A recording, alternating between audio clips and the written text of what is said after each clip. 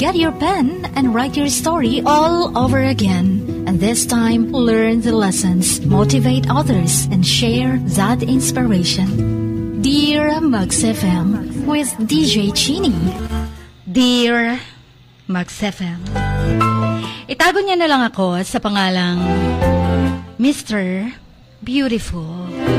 Nakatayo ako sa salamin, inaayos yung collar ko. Araw-araw, ganun ang routine ko. Tinitingnan ko ang sarili ko kung gaano ako ka-beautiful sa paningin ng ibang tao. Yung friends ko, yung pamilya ko, would always call me Mr. Beautiful. Baby face daw ako. And I had to admit na gusto kong marinig yun. I just liked the way it sounded na Mr. Beautiful ako. At ang paniwalang-paniwala nila, lalaki ako. Poging-pogi. Lalaking-lalaki. But behind the charming smile at yung mala-Adonis na katawan, I was hiding a secret. Isang sikretong hindi ko masabi-sabi sa pamilya ko at sa mga kaibigan ko at sa buong mundo. As a child, lagi kong nararamdaman noon na para bang hindi ako fit in sa mundong ginagalawan ko. I loved playing with the girls and I was more interested in their dolls kesa yung mag-horsey-horsey with the boys. Pero sabi ng parents ko, okay lang yan, bata pa naman daw ako. It's just a stage or a phase of my pagbibinata. But as I grew older, mas lalong nag-intensify lang ang feelings ko. Mas interested ako sa mga gamit ng babae. I remember my first crush, Jean, like it was yesterday.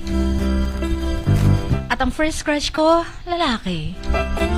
He was the star quarterback of our high school sa basketball team. I would watch him sa malayo. Lagi kong nakatingin. Yung mga mata niya, yung confidence niya sa paglalaro ng basketball, yung kakaibang karisma niya, iba ang tama sa akin. That time, sabi ko, bakit ako nagkakagusto sa lalaki? So doon ko na-confirm na may pusong babae ako. But I knew that I couldn't let anyone know how I felt. The whispers, yung mga jokes about bakla, closet queens, homos in the locker room, made it clear that being a gay is not acceptable. At doon ako napapaisip, paano pa ako magka-come out kung ganun ang tingin nila sa mga bading na katulad ko. And so I put on a mask. I dated girls, nagpretend ako na interested sa mga sports, sa basketball, volleyball, at kung ano-ano pang sinasalihan ng mga lalaki. Nagpretend ako na go din ako sa kanila at interested ako sa mga crush na mga babae. I even joined the fraternity that all the cool kids were part of. Nag-initiation, but the more I tried to fit in, the more suffocated I felt. Nasasakal lang ako sa tuwing ginagawa ko yun, Jean. I was living a lie, and it was eating away at me. Malaking kasinungalingan. Hindi ganon ang buhay na gusto ko. Hindi ako masaya sa bawat ginagawa ko. And as I entered adulthood, the pressure only increased. My family would ask when I was going to settle down daw and get married.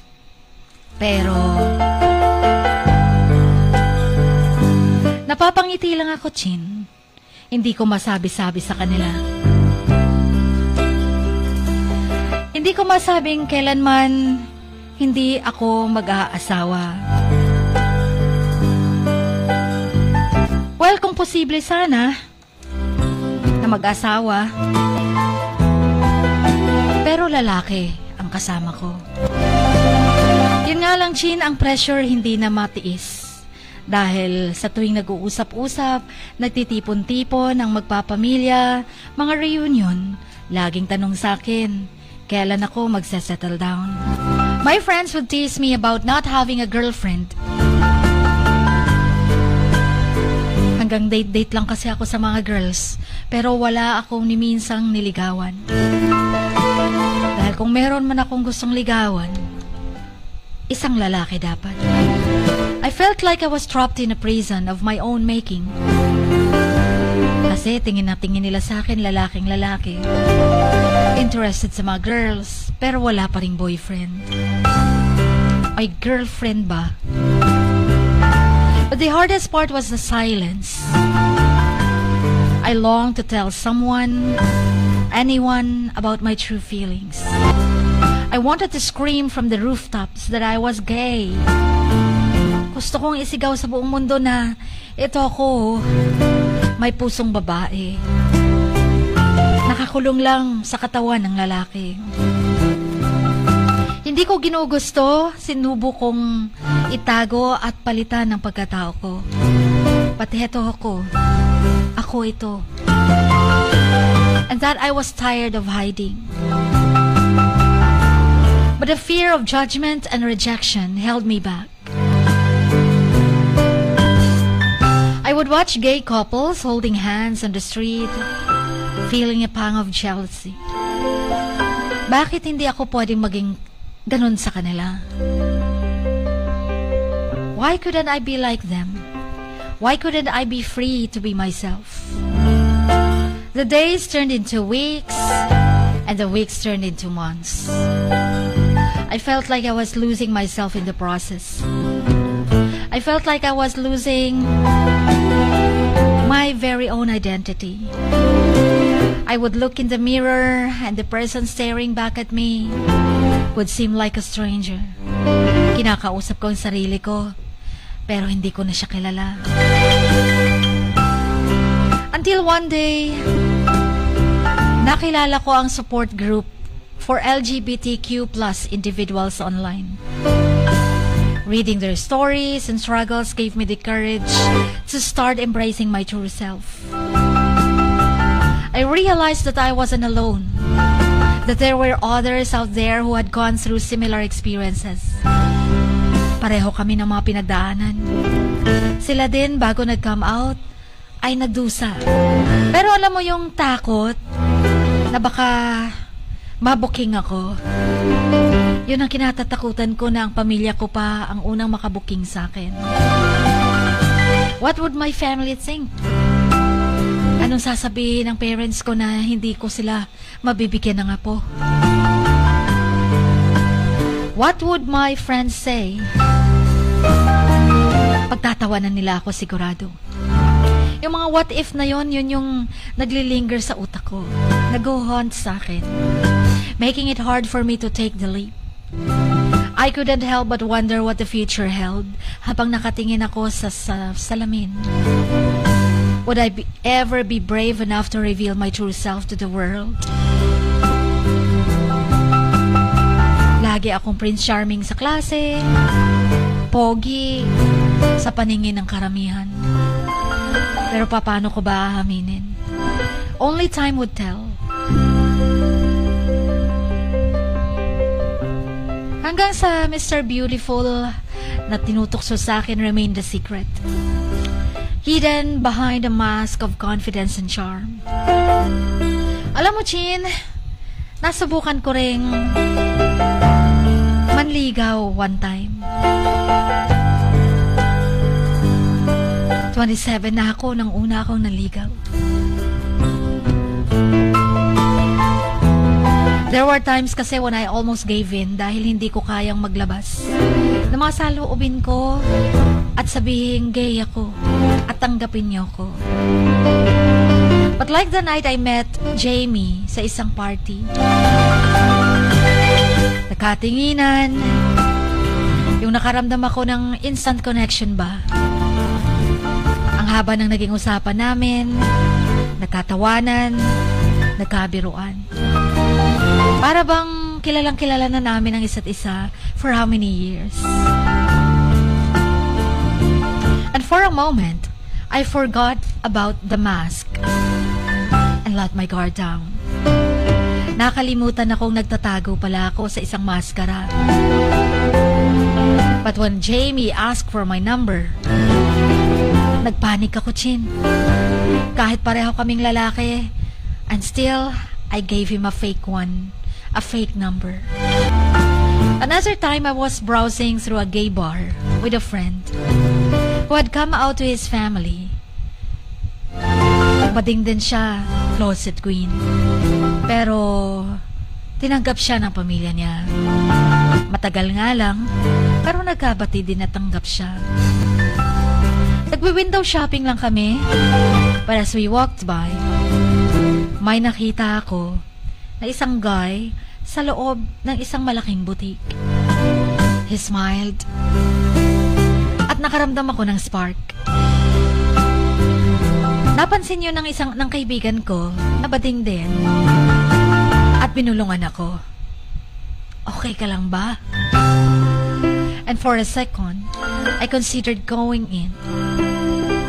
Pero natakot ako. At umalis kami ng mabilisan.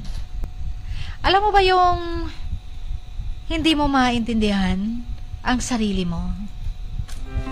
Yung gusto mo ng sige na, pagbigyan ko ng sarili ko. Pero pinipigilan ko pa rin. At yung pagpipigil na yon, na-frustrate ako. I started attending the group's meetups, hiding my face behind a hat and sunglasses at first. Yung support group para sa mga LGBTQ+.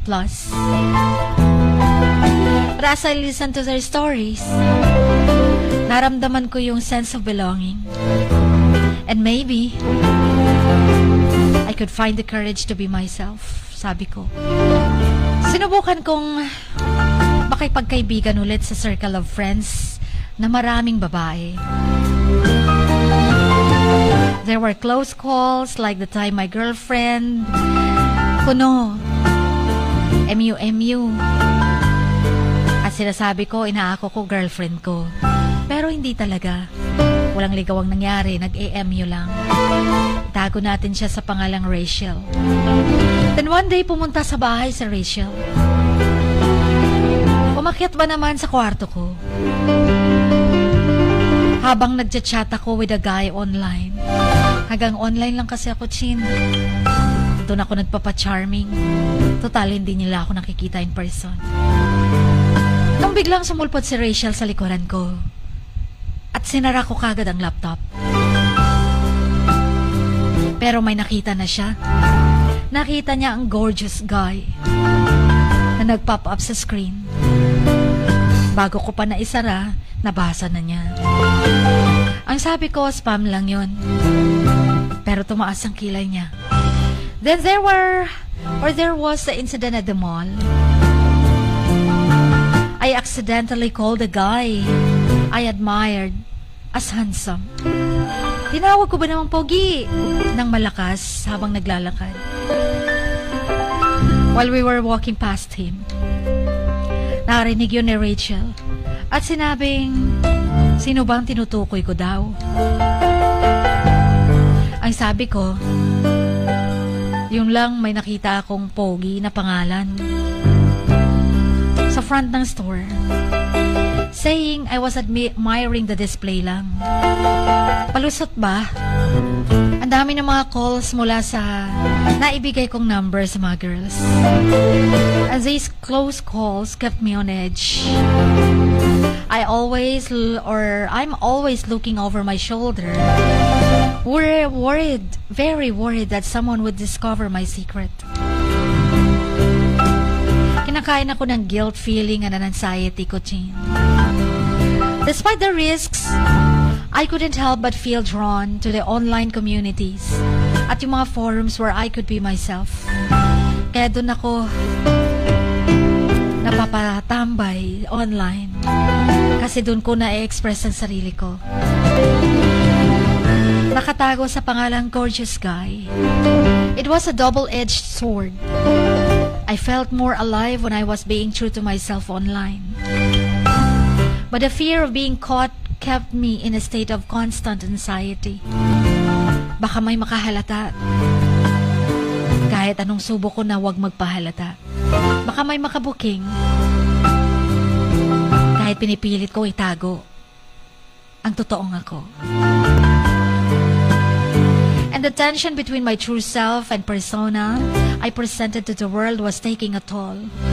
I knew I couldn't keep living this forever. Pero ang tanong, Chin, hanggang kailan ako magtatago sa fasad na to?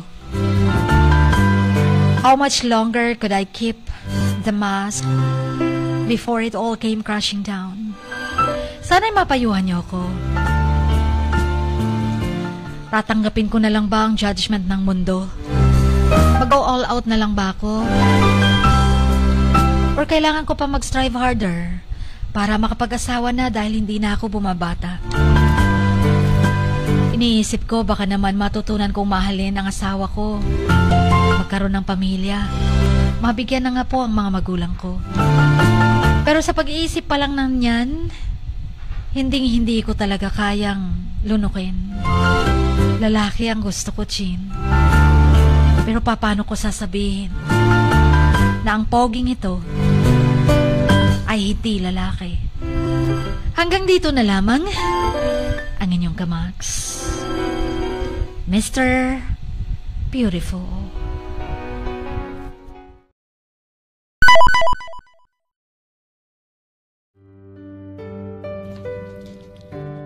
Sa bawat pagluha mo, may nakatagong kwento. Sa bawat ngiti mo, may gustong sabihin ang puso mo. At sa likod ng iyong halakak at maging sa pagkabiko mo, may mensaheng nakabalot sa iyong pagkatao. At ang tanging nais mo lamang ay mapakinggan ang mga ito ng buong mundo. Dear Max FM with DJ Chini. Life has got all those twists and turns. Stand up for what you believe in. What lies behind you and what lies in front of you pales in comparison to what lies inside of you. Dear Max FM with DJ Chini. Sabi nga nila, ang pagsusulat kapag masyado mong diniinan hanggang sa susunod na pahina ay nagmamarka. Katulad ng pagmamahal, kapag masyado mong ibinigay ang lahat, yung sakit na gawa ng nakaraan, dala pa rin hanggang kasalukuyan. Dear Max FM, you own your story and you are the author of your own book of life. Don't let others write your script, but let others hear your story and make them inspired. Kaya sumulat na, maging bahagi ng aming programa, Dear Max FM with DJ Chini, tuwing Lunes hanggang Biyernes, 1:00 hanggang 3:00 ng hapon sa Max News FM, Sock Sargent.